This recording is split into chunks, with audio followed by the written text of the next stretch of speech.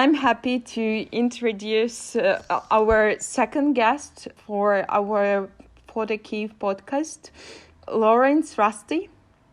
Laurence was born in 1919 to Iranian parents in Switzerland, and in her photographs she explores the concept of identity and beauty, relying on the dual quality of her cultural background. She looks at Swiss and Iranian cultural codes and conventions from a new angle in order to understand the influence of gender roles in society, but also the consequences of migration, of the non-respect of fundamental rights. So, and unfortunately, Carol, our curator, she's not able to join our conversation, but she wrote a few lines about your work. So let me read it out loud for you. I would like first to thank warmly Laurence for participating to the Woman's Eye exhibition that I am curating in the framework of Photo Kiev 2020. Laurence has great talent for broaching sensitive issues such as migration, gender discrimination with modesty and rare poetry. She perfectly knows how to play on their unspoken while nevertheless pointing out the obvious. As her displayed series, there are non-homosexuals in Iran. So, I would like to start with a question. Have you ever been in Iran, and are you connected with your relatives in Iran, for example? Hi, thank you for having me today. And thank you for the word of Carol too. So yes, I know Iran from my childhood. I used to go there every year with my family to my relatives in Iran. But I would say that I don't really know the country outside of the family circle because I never got the chance to travel in all the cities, and I only spend all my summer in the family circle. So it's I cannot say that I know really well the country, only maybe my family. Okay. How old you were when you realized that there are some differences between your parents' country and the country where you were born? I think I realized this quite early. I would say I was maybe 6-7 years old. It's mainly because I was quite tall for my age. So the question of wearing a veil, covering my hair in Iran came quite quickly. And when I was around, 10, 12 years old, and I was in Iran, also a policeman asked me to cover my shoulder when I was at the sea, and at the sea I was swimming with my clothes. So all this difference started to annoy me a little bit, because I was understanding also that I didn't have the same rights than the men. My cousin. But also because what my family was learning me in a way wasn't exactly the same that what my friends, the way that my friends in Switzerland were behaving. Not that they were strict or religious, but only because each culture has the way of doing things that are not the same. So at the beginning it was only about the cultural differences, but of course I think later you realized that there are some gender issues and the human rights on the background of these differences. Yeah, I think it was kind of connected all the time together.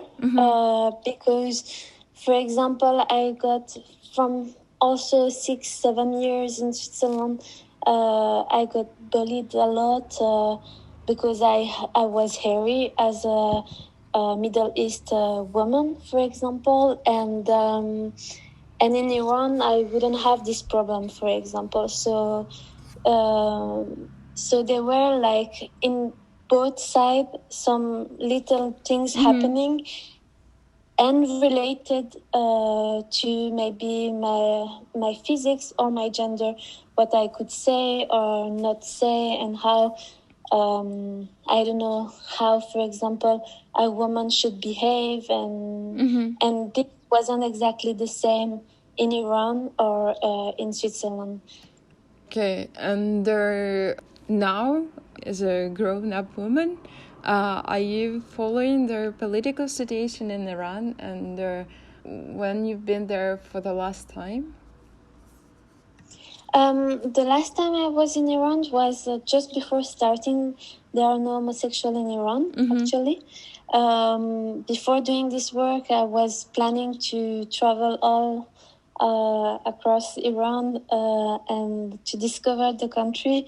And well, it depends from where you came. I mean, some parts of Iran are more maybe religious and wouldn't let you do something. For example, my family come from a town quite religious, and when I said that I wanted to live in Iran, they told me like, no, a woman cannot do it like this. So this was the last time, and then I did the project and never been back again. But for following the Iranian news, I would say yes and no, in the way that I only follow it through the Western media, and you never know. I mean, it depends of where your media is done. There is a certain point of view, and because I don't read Farsi, I cannot follow the news directly from Iran. So I follow it, but with a certain distance also, because if you listen to American news or French news or Iranian news, it's not always the same point of view. Sure, absolutely. We're slightly going to your project, basically, which is the purpose of our meeting. And can you tell the most memorable story about your project? There are no homosexuals in Iran? Well, or one of them. Well, I had your question, but I think I missed this one. I think the most stressing memory that I have about this project, it's the first meeting I had. Basically, I wanted to work on the subject of homosexuality before knowing what was happening in Turkey. I knew that homosexuality wasn't allowed in Iran, and because we were also changing in Europe, not Switzerland, because Switzerland just approved the homosexual marriage like a few weeks ago. So we are quite late. But then I didn't know what was exactly happening in Turkey, and it's through some. I started to send some email to some NGO that forwarded my email to a volunteer in Denizli that explained me what was happening there. And then I only knew him anonymously. I didn't know his real name or even his face. And we talked about the situation, and a week later I was in Denizli waiting at a crossing point without knowing who I would meet. And at this moment, I was thinking, okay, you did all this travel without knowing anything, and it was kind of my first big travel for work. So it was a stressful and quite funny moment. But at the end, the person came and everything went fine, and we became friends and started the work. Great. So it was. Yeah. Because as far as I understood, the whole project that you pictured, that is in Turkey, yeah? Yeah, the whole project is made in Turkey, in Denizli, actually. And yes. why you have chosen Turkey as the main location?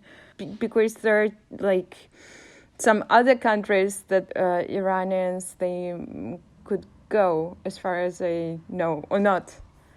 Turkey, is one of the country that Iranian doesn't need to get visa to enter.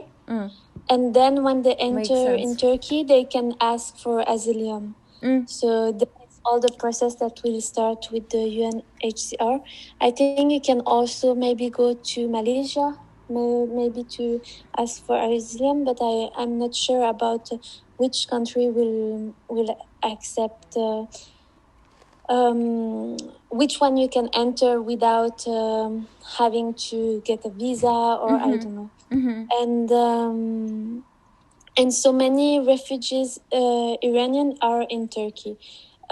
Then when I started to contact this NGO, I learned about how many people were in transit in Turkey. I mean, if you also look at the political situation in Turkey, it's quite like a zone of transit for many refugees from many other countries.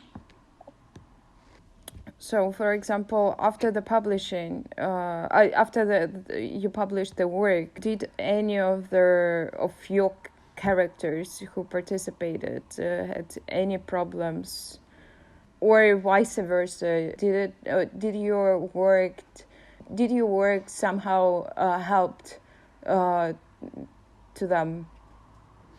Well, for the problem, I'm not aware, but I don't think so, because the whole concept was to keep the protection of each person. So there is really a few person that were able to show their face, because they knew that they wouldn't go back in Iran, or their family knew the situation.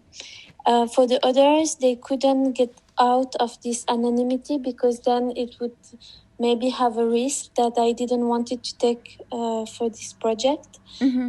After the publishing of the book, I was really happy to see that actually it could help some of the person to help their. I mean, now the situation with the immigration and Turkey and the crisis is like really really huge, and things got really slow also. So the people I met at the beginning were maybe waiting 2 years before getting like a right to leave Turkey for another country where they could live freely. Now it's up to 5, 6, 7 years of waiting. So some of them started to try to leave the country from other NGO association, and not from the UNHCR. And then I could help them with the book by proving, because there is something really absurd, but also maybe normal. I don't know. I don't have a point of view on that. But you have to prove your homosexuality in order to get a visa because of asylum. I mean, because of your condition.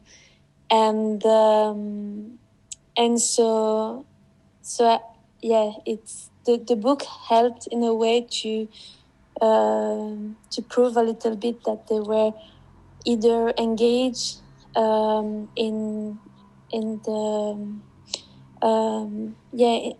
as an activist in a way, or either I could testify as a external person that they were gay or lesbian. So Okay. it's really strange, but it could help in this way for a few people. Then I was happy. Do you know maybe how in Switzerland the topics of immigration and discrimination perceived? Well, I'm actually more working in Switzerland since 2 years, I would say. Because when you asked me at the beginning if I saw difference between human rights, maybe between Iran and Switzerland, and now I do a few work in even my town in Geneva about this question of rights and immigration. Because you don't have to go really far to see that there is the same kind of problem in your own country. The only difference is that maybe they are not on the same level or known in the same, the same. You don't know them. Maybe you could think that Switzerland it's Safe country. really yes. I mean it's safe for many things, but it's depend of maybe if you are a person without a permit, and when there is racism, there is a lot of human rights that are not followed, and so yes, I'm working on this, but in Switzerland. Oh, okay. Because mainly your topics are immigration and gender discrimination, have you ever experienced it in well, you've told me this story which has happened with you in Iran, but maybe something which is more current. So my parents immigrated in Switzerland, and I became Swiss, I think, when I was 5 or 7 years old. But I think as children of generation of parents who immigrate, you are always kind of confronted to this identity. Of course. If, for example, in Switzerland, we will ask you where are you from, and not are you Swiss. For example, I was in kind of some popular school where everyone had a background, and then it's interesting to understand if you consider yourself as a Swiss or as for myself as an Iranian, but I never lived there. So this was something that interested me. And about gender was kind of the same. Maybe because of these cultural differences, I noticed that my gender wouldn't allow me to do exactly the same, and but also in Switzerland, so I would be annoyed a lot about different things, and then all these questions started from this childhood, and then continues because I couldn't understand the differences between masculinity, for example, or femininity, and it's still taking me time to research around this, and it's something really actual also that a lot of people try to fight against this I cannot say heteronormative way.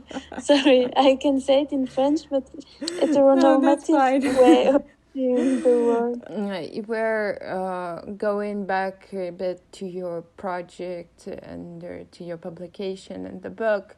Have you had the exhibition of this work outside of the traditional white cube? So outside of the galleries, outside of the photography world? Well, if it's a country, I mean, if there is the possibility to do it in the urban space, I find it really, really great. It's something also that I continue in my new works to try to show them outside of the white cube, as you say.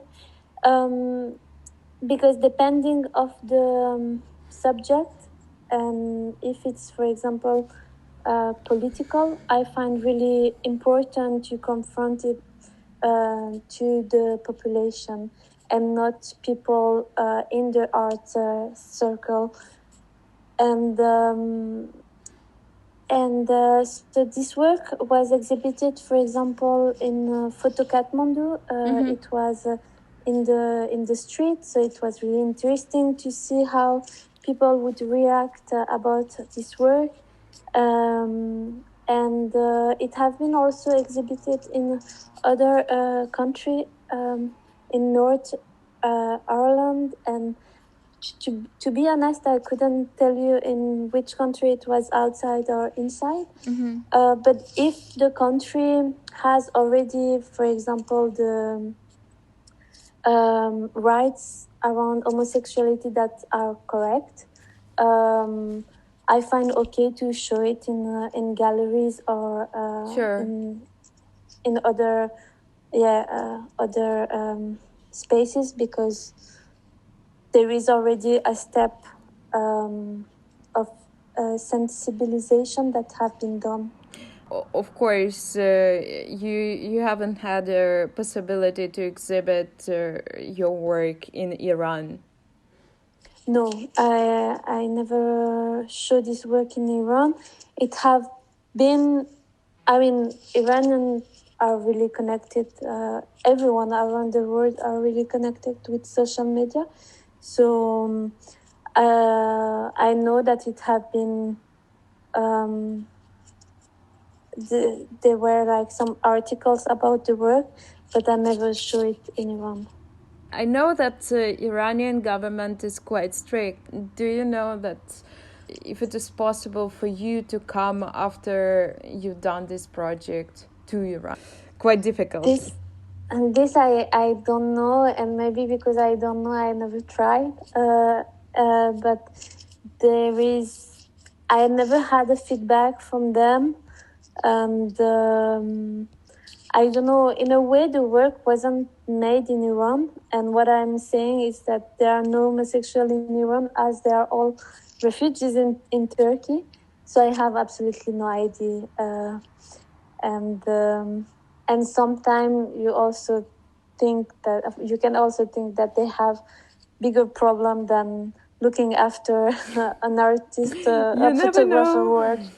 Yeah, you never know, but I didn't try. I don't know. Okay.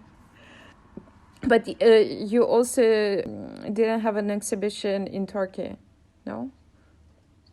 In Turkey, I don't think so. No, I don't think so. I don't remember if it was part of a festival, but no, I think in Turkey. I mean, not an exhibition of many days or a solo exhibition. Maybe it was related to a festival and like a little program, but not a proper exhibition. Okay. As far as I know, soon you're going to become a mom. Yes. And how do you see? So congratulations. And how do you see the motherhood in your artistic career? And how do you see an artist with a kid? And how it's going to be connected? Do you have any plans for it? Well, I have to say that because I'm working on a lot of projects in Switzerland about rights, and also immigration, but I also realized that Switzerland, it's really, really, how do you say, sorry, a conservative. Yep. It's a conservative country, and I got really annoyed to see that as a yeah as a mother, I would I don't have the equality in front of maybe a male person, and so with my partner we are trying to find stability on this, and not sorry, I never talked about this in English, so I'm not used to, but well, I got annoyed on a lot of things about pregnancy and the rights that I would lose or not have in front of the male gender, for example. So this is something that I don't know how it will evolve. And about my artistic career, well, the fight, it's not finished either. Even if you are, if you are not a white man, heterosexual, you don't have the same privilege than than them. So as a woman, you will already have problem. I don't know if it's amplified with the fact of having a kid. Probably I will discover all of this later. Do you know some Iranian traditions which you want to teach your kid? Well, I cannot say it like this right now, but Or maybe that you would like just nothing comes to my mind right now, but I mean, if I do work, if I'm interested about Iran in my work, or if I'm interested it's always starting also from a fascination. So I love Iran. I love the culture and the people from this country. After, it doesn't mean the point of doing artistic project around problematic. It's to try to help to change with all the other work that have been made, and to try to participate to this collective changing. But there is a lot of Iranian tradition that I love and that I will teach, of course. I don't know which one. Okay. I cannot tell you which one like this, but of course. Sure. I think one of the last questions which I have, I think it's more like interesting mostly for me, but also for the other artists. So, for example, you went to Turkey. How many trips did you have? Until the book, I would say I went around 10 times, each times around 1 month. So this was until the publishing of the book. On a 3 years distance. And did you apply for the scholarship for those trips and for the not for the book but for the project in itself? No, I was working beside and going back and forth. It's also why maybe it took some time, because I was working. When it's your first work, it's maybe hard to get funding for doing your work. Today, I have more accessibility to this kind of funding because I'm considered as a photographer. So no, for this work, I didn't. Okay. And I think the last question, and it's more like an advice. What you would recommend for the emerging artists who are at the beginning of their career? What's your advice to them might be?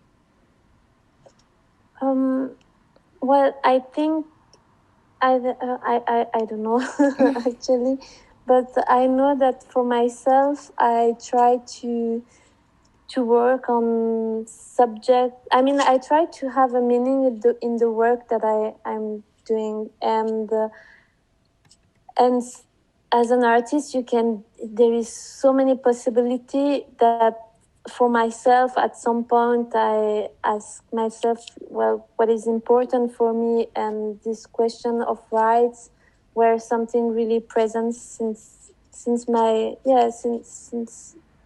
ever. So it was kind of logical to start to work on work more political in a way, and each work that I start, it's always a little bit like this.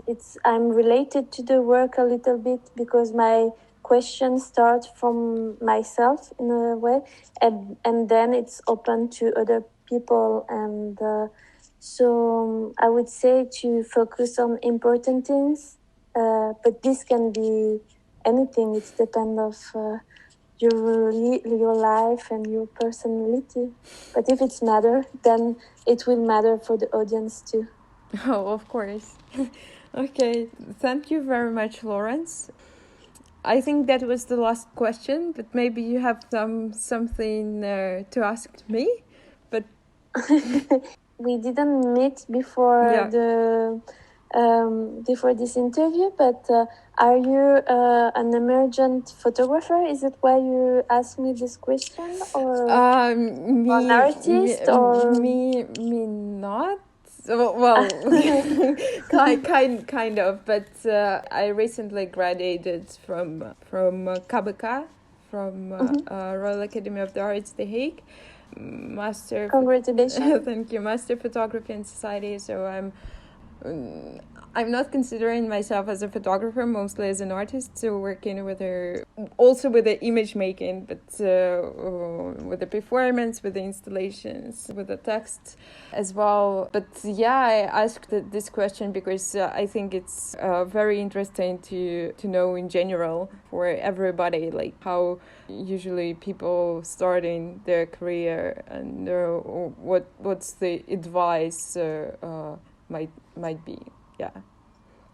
So. Yeah, of course. I mean, I myself asked this question to many artists that I have met, and also I think it helps to don't stress too much.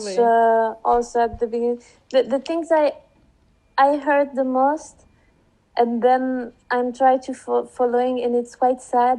It's like it will take about 10 years to live with your art. So then now I'm counting to see when I will live properly with my art or no, and if I pass these 10 years or no. This is the thing that I heard the most from other artists. Yeah, well. Well, it's a bit stressful, I would say.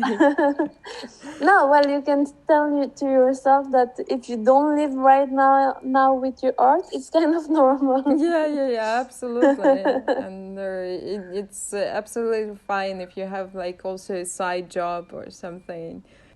I also do believe that if it's better than if you're working on something which you really love, and then and not trying to get to their, I don't know, some gallerists or art market, follow their I don't know, the techniques, the issues which they want to have and want to see. I think it's also your strength more than your weakness point. Oh, of course. So that was really nice to meet you, and really nice to talk with you. I hope to see you somewhere in person. Yeah, maybe in a year. Yeah, absolutely. Take care. Again, congratulations. Thank you. With the baby. So I hope that everything will go smooth. Thank you for your time. And wish you all the best in your career. Thank you. You too. And maybe see you sometimes around an artistic event. Yeah, sure. When we can travel again. Exactly. Because it's a bit annoying already. Have a good day. Okay, Thank you. you too. You too. Have a good day. Bye. Bye.